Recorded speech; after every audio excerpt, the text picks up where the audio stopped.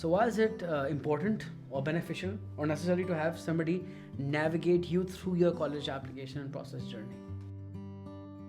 Okay, first of all, it would be wonderful that somebody's out there and doing it on their own, because that discovery process is very important. But usually, unfortunately, ऐसे होता नहीं है.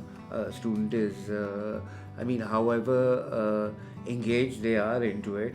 There are so many searching tools out there, so many different sources of information apart from the websites, because the websites will only give you so much of the university.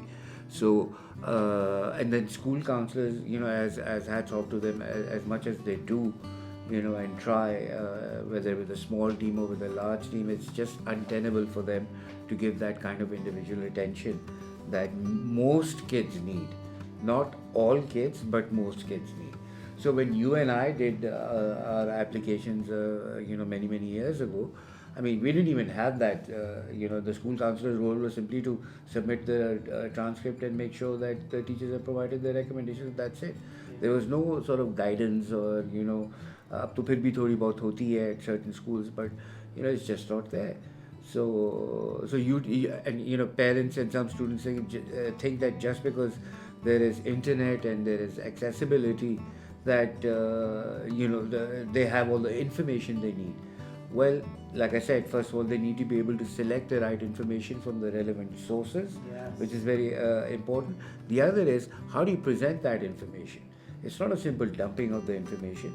Yeah, so basically when a kid logs in, everybody can log into Google, and whatever the first 10 searches that they get, everybody's going to see the same. So everybody in Pakistan might be applying to the same places, so you reduce the chances of getting in.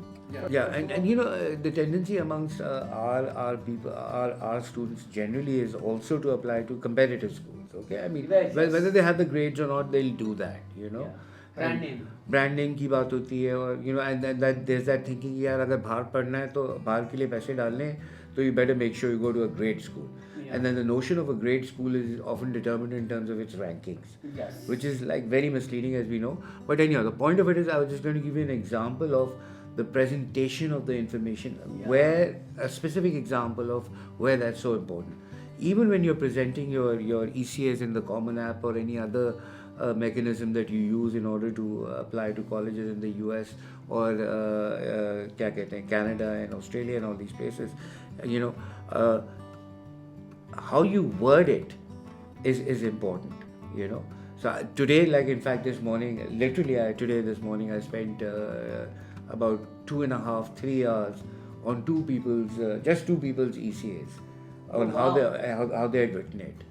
How are you presenting that information? Just How that. they're articulating that, because it's limited characters, right? Yes. So how do you say in 150 characters what you did, what you accomplished, and what you earned as a result of it? So the right terminology has to be used, the right words have to be used. So kids will tend to sort of be impetuous and just say, or even when they're not being impetuous, to the best of their knowledge, they will put things in there. So some kids will say, at this internship I did this. You don't need to say at this internship. The internship thing is already written in a separate section. So you save word count that way and zoom into the thing that you actually want to sell. And then also what the universities are looking for in your answer also helps, right? Correct. Because they might not want to know the title of what you are working with or who you're working with, but what you learned from it. The reflection part. Correct. I think there's a big word there for all of us to really think. Reflection. I think that's an application process, and I think guided reflection is a much easier process than self-reflection. Yeah, reflection has to be guided. Even when I was doing my graduate program, the guidance is, you could create rubrics and all that and blah blah blah blah blah and make videos and show it, but until that one-to-one thing happens, at least initially, The mentoring and coaching for it, you don't get it. Most people don't get it. And then the idea of trying to scale it up, actually what they do is they'll find, let's say you in my cohort have become kind of like a champion of doing that, of at least one part of that aspect. So I will then be, who's struggling with this particular thing, will be teamed with somebody like you, Yeah.